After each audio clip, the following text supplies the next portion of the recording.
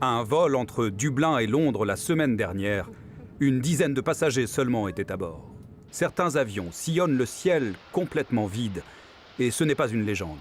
Non, c'est une réalité. Présentement, sur la planète Terre, il y a plusieurs sociétés aériennes qui sont forcées, à cause de directives qui ont été prises dans le passé, de faire voler leurs avions.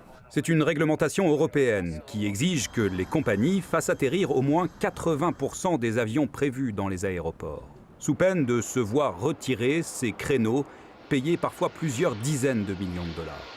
Mais en ces temps de coronavirus, la fréquentation baisse.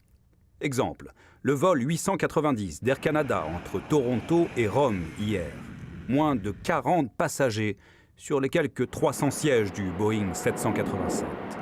Les liaisons avec l'Italie ont été annulées aujourd'hui. Il est évident qu'Air Canada ou quelques sociétés aériennes que ce soit veulent diminuer la fréquence de leurs vols et de les remplir de façon optimale. Et dans les circonstances exceptionnelles, le ministre français de l'économie est monté au créneau pour dénoncer une absurdité.